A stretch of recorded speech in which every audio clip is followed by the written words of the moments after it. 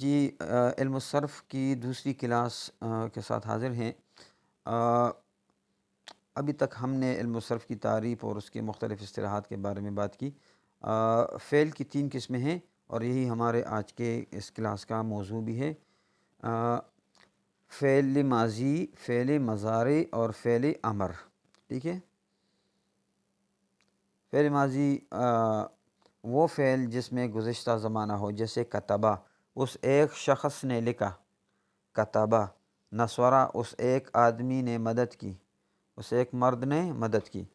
اگر ہم کہیں کتبت اس ایک عورت نے لکھا، نصرت اس ایک عورت نے مدد کی۔ ٹھیک ہے، فعل مضارع وہ فعل جس میں آئندہ اور موجودہ دونوں زمانے ہوں، جیسے یکتبو وہ ایک شخص لکھتا ہے یا وہ ایک شخص لکھے گا۔ تو فعل مضارع عربی گرامر میں ایسا فعل ہے جو فعل حال اور فعل مستقبل دونوں کے لیے استعمال ہوتا ہے، اور اس کے معنی پھر ہمیں کیسے پتہ چلیں گے؟ تو وہ آپ قرائن سے معلوم کریں گے، سیاق و سباق اور مختلف علامات سے اور قرائن جو ہوتے ہیں اس عبارت میں، اس سے معلوم ہوگا کہ یہ اب فعل حال کا معنی کرنا ہے یا فعل مستقبل کا معنی کرنا ہے۔ ٹھیک ہے، فعل امر جو ہے وہ فعل جس میں زمانہ آئندہ میں کسی کام کا حکم ہو۔ ٹھیک ہے، یعنی اس میں کسی دوسرے مخاطب سے کام کرنے کو طلب کیا جاتا ہے۔ مثلاً اس سے کہا جاتا ہے پانی لاؤ، خط لکھو، نکل جاؤ، بیٹھ جاؤ وغیرہ، ہم اردو میں کہتے ہیں نا، تو عربی میں کہتے ہیں اکتب، ادخل، اجلس وغیرہ۔ تب اس میں فعل کو طلب کیا جا رہا ہے۔ ٹھیک ہے، اب یہ اس کی بنا کیسے ہوگی، یہ بنیں گے کیسے، آگے انشاءاللہ تفصیل آئے گی۔ اچھا، واحد ایک کو کہتے ہیں، تثنیہ یہ دو کو کہتے ہیں، جمع دو سے زائد یعنی 3 4 5 اس کو جمع کہتے ہیں۔ ٹھیک ہے، یہ اصطلاحات ضروری ہیں۔ ایک کو واحد کہتے ہیں، دو کو تثنیہ، 3 اور اس سے آگے جتنے بھی اعداد ہوں گے ان کو ہم جمع کہیں گے۔ غائب جو سامنے نہ ہو، یعنی جس مجلس میں بات ہو رہی ہے تو وہ نہ تو بولنے والا ہو اور نہ وہ مخاطب ہو، تو اس کو پھر ہم غائب کہتے ہیں۔ مثلاً ہم ایسے فرض کرتے ہیں کہ میں اس وقت بات کر رہا ہوں تو میں متکلم ہوں۔ ٹھیک ہے، آپ میری بات سن رہے ہیں تو آپ وہ مخاطب ہیں، اور ہم کسی تیسرے شخص کے بارے میں بات کر رہے ہیں کہ وہ جو ہے وہ مطلب بازار میں جا رہا ہے، تو وہ شخص جو ہے وہ غائب ہے۔ ٹھیک ہے، اس طرح حاضر جس سے بات کہی جائے، اور متکلم بات کہنے والا۔ اس طرح مذکر جو ہے وہ نر کو کہتے ہیں اور مؤنث جو ہے مادہ کو کہتے ہیں۔ اور مثال اس کی بہت آسان ہے، مثلا راشد نے انار کھایا، درخت کاٹا گیا، خالد نہیں گیا وغیرہ۔ اس میں آپ دیکھتے ہیں کہ کام کرنے والے کو فاعل کہتے ہیں، جیسے پہلی مثال میں راشد ہے، اور مفعول بھی جس پر فاعل کا فعل واقع ہو، جیسے پہلی مثال میں انار، تو راشد کے کھانے کا فعل جو ہے یہ انار پر واقع ہو گیا ہے۔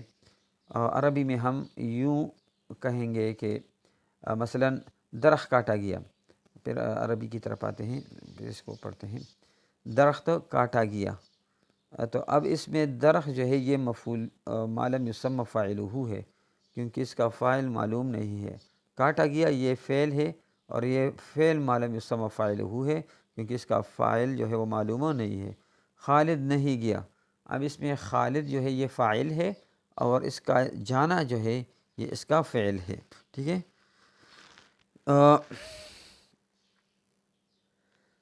عربی میں ہم یوں کہتے ہیں، اکل راشد رمان،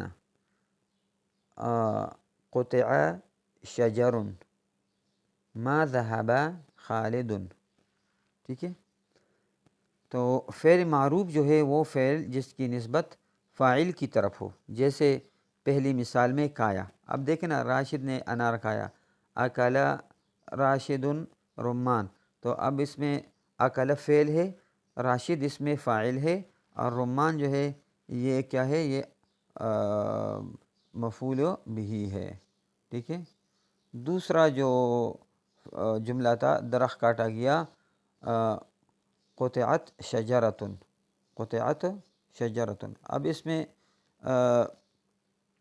فعل کی نسبت جس کی طرف ہو رہی ہے وہ معلوم نہیں ہے، ٹھیک ہے، اور جس پر فعل واقع ہو رہا ہے اس کا بھی فاعل معلوم نہیں ہے، تو فعل کو ہم فعل ما لم یسمى فاعلہ، اور اس مفعول بھی کو ہم مفعول ما لم یسمى فاعلہ کہتے ہیں، یا اس کو نائب فاعل بھی کہا جاتا ہے، ٹھیک ہے۔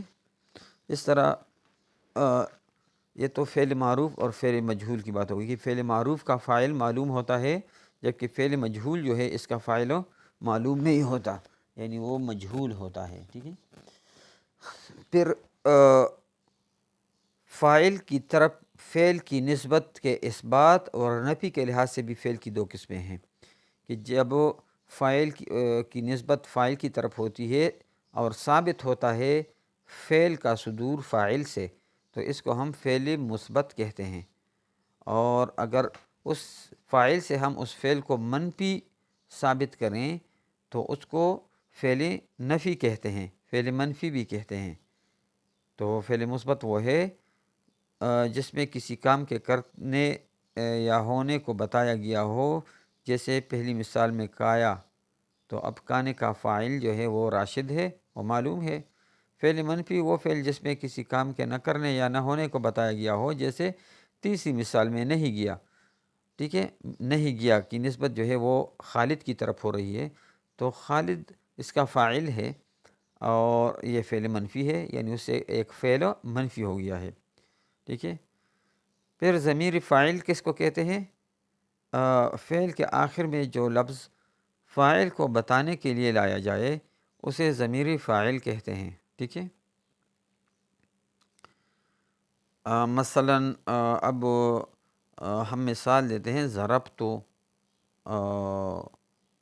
وغیرہ، تو اب اس میں دیکھیں تو اس میں فاعل ہے۔ اب یہ ضمیر فاعل جو ہے یہ دو قسم کا ہوتا ہے، یا تو یہ فاعل جو ہے وہ الفاظ میں حروف میں وہ نظر آئے گا، تو اگر وہ نظر آ رہا ہے ظاہر ہے وہ، تو اس کو فاعل بارز کہتے ہیں یا ضمیر بارز کہتے ہیں۔ ضمیر بارز، بارز بھی ظاہر کو کہتے ہیں نا، یعنی بارز بمعنی ظاہر، اور اگر وہ ضمیر اس صیغے میں اس فعل میں چھپا ہوا ہے، یعنی بظاہر وہ نظر نہیں آ رہا، تو اس کو ہم فعل یا ہم اس کو ضمیر مستتر کہتے ہیں، ٹھیک ہے۔ تو بارز و بمعنی ظاہر، یعنی جس کو زبان سے بولا جا رہا ہو، اور مستتر جو ہے یہ بمعنی پوشیدہ، یعنی جس کو زبان سے نہ بولا جا رہا ہو مگر اس کا فعل میں لحاظ کیا گیا ہو۔ اس کی تفصیل جو ہے ایک نقشے میں آپ کو بتائیں گے۔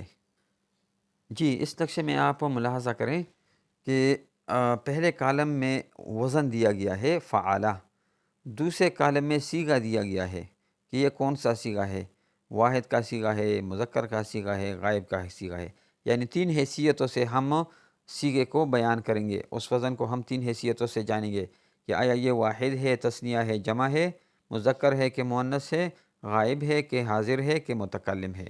تو جب آپ کسی صیغے کا ذکر کریں گے تو ان تین حیثیتوں کو آپ ملحوظ رکھیں گے، ٹھیک ہے، اور پھر معنی جب آپ اس صیغے کا کریں گے تو بھی ان تینوں حوالوں کو درمیان میں رکھیں گے، ٹھیک ہے نا۔ پھر چوتھا جو کالم ہے وہ ہمیں یہ بتائے گا کہ آئے یہ جو فعل ہم بیان کر رہے ہیں، یہ جو وزن ہم یہاں بیان کر رہے ہیں، تو اس میں ضمیر بارز ہے یا ضمیر مستتر ہے، ٹھیک ہے۔ اور لام کلمہ، اب اس میں آپ دیکھیں فعالہ، پہلا جو ہے فعالہ، تو اس فا کو ہم فا کلمہ کہتے ہیں، عین کو عین کلمہ کہیں گے، اور لام کو لام کلمہ کہیں گے۔ اب اسی پر جو ہے آپ قیاس کریں، آگے جتنے بھی ہم صیغے ذکر کریں گے، تو مثلا ضربہ، تو ہم کہیں گے کہ ضربہ میں دواد جو ہے دواد یہ فا کلمہ ہے، را جو ہے یہ عین کلمہ ہے، اور با جو ہے یہ لام کلمہ ہے، یعنی ہم موزون کو وزن کے مقابل لائیں گے اور اسی کے مطابق اس کو وزن کریں گے، ٹھیک ہے نا۔ یہ صرف سمجھانے کے لیے ہے تاکہ جب ہم اس میں کوئی قانون جاری کریں گے تو ہم جان سکیں کہ اب ضربہ میں دواد جو ہے یہ فا کلمہ ہے، را جو ہے عین کلمہ ہے، اور لام جو ہے یہ با کلمہ جو ہے اس میں لام کلمہ ہے، ٹھیک ہے۔ اب فعل جو ہے یہ واحد مذکر غائب ہے اور اس کا معنی ہے اس ایک مرد نے کیا۔ اب فعل میں ضمیر بارز نہیں ہے بلکہ اس میں ضمیر مستتر ہے، اس میں ہوا ضمیر، یعنی اس ایک شخص نے کام کیا، وہ ایک شخص جو ہے وہ غائب ہے اور مذکر بھی ہے اور اکیلا بھی ہے، تو اس کا جو ضمیر ہے وہ ہوا ہے اور وہ غائب ہے۔ ضمائر کی بحث جو ہے وہ علم النحو کی ایک لیسن ہے، آپ وہاں پر ملاحظہ کر سکتے ہیں، اس میں ضمائر کی پوری تفصیل موجود ہے، ٹھیک ہے۔ اس طرح فعالہ، اب اس میں دیکھیں آخر میں فعالہ کے آخر میں الف لگا ہوا ہے، یہ الف جو ہے یہ ضمیر بارز ہے، آپ دیکھ رہے ہیں کالم نمبر 4 میں ضمیر بارز کا جو کالم ہے اس میں الف لکھا ہوا ہے فعالہ۔ اب اس کا ضمیر جو ہے یہ مستتر نہیں بلکہ اس کا ضمیر بارز ہے، اور اس کا ترجمہ ہے ان دو مردوں نے کیا۔ یہ الف جو لگا ہوا ہے یہ تثنیہ پر دلالت کر رہا ہے، ٹھیک ہے نا، یہ تثنیہ پر دلالت کر رہا ہے اور اس کا ضمیر بارز ہے، ٹھیک ہے۔ اس طرح تثنیہ کے بعد آگے جمع مذکر غائب کا صیغہ ہے فعلو۔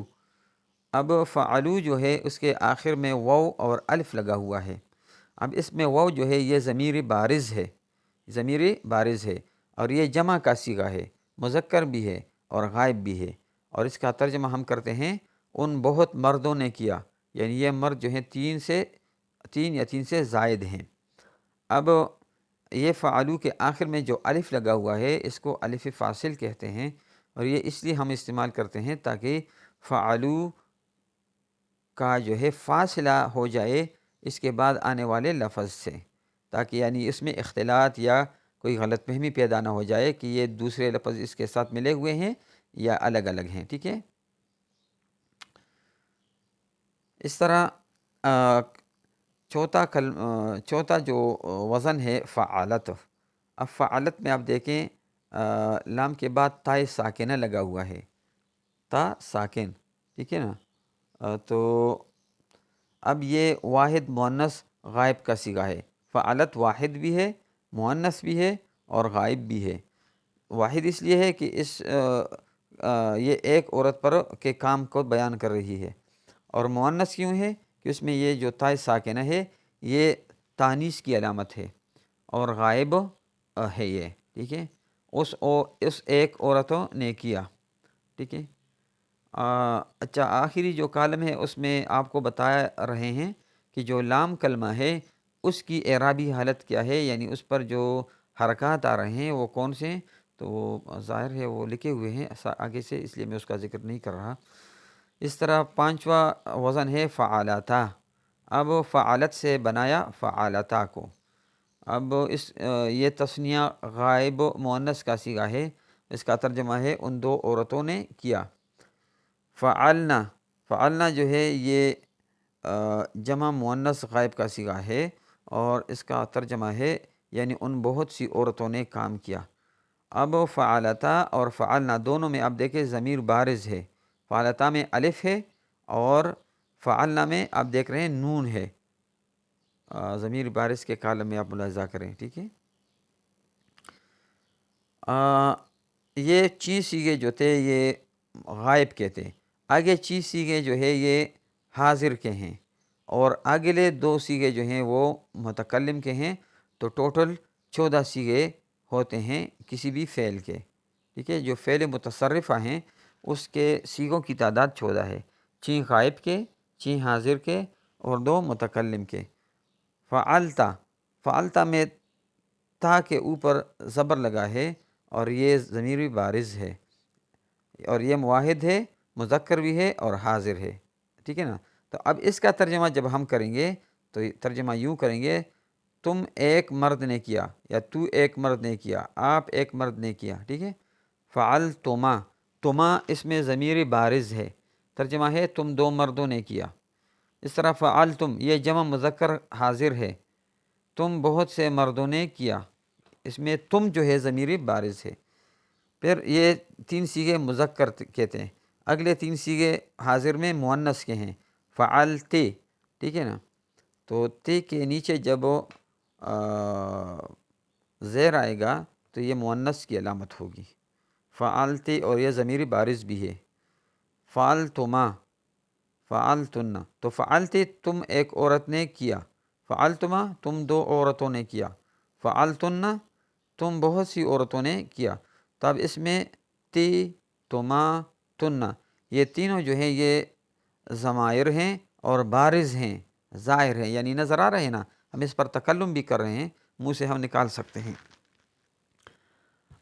یہ 4 صیغے جو تھے یہ حاضر کے تھے۔ اگلے 2 صیغے متکلم کے ہیں، یعنی بات جو کر رہا ہو وہ، فعلتو، تو کے اوپر جو ہے یہ پیش لگا ہوا ہے اور یہ واحد متکلم کا صیغہ ہے، اس کا ترجمہ ہے میں نے کیا، فعلنا، اب اس میں آپ دیکھ رہے ہیں کہ لام کے بعد نون الف نا لگا ہوا ہے، یہ جمع متکلم کا صیغہ ہے، اس کا ترجمہ ہے ہم نے کیا۔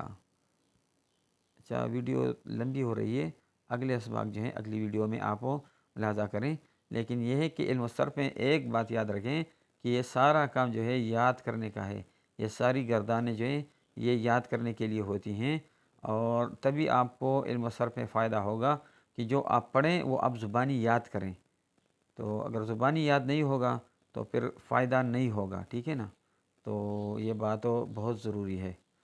اور میں آپ کو دوبارہ سے یہ سنا رہا ہوں کہ یہ زبانی آپ نے کس طرح یاد کرنا ہے، فعل، فعلا، فعلو، فعلت، فعلتا، فعلنا، فعلتا، فعلتما، فعلتم، فعلتے، فعلتما، فعلتن، فعلتو، فعلنا۔ امید ہے آپ کو سمجھ آ گئی ہوگی۔ اگلے اسباق بھی جو ہیں وہ بہت ضروری ہیں، اور ساتھ میں ان ویڈیوز کو اپنے دوستوں کے ساتھ شیئر کریں۔ السلام علیکم۔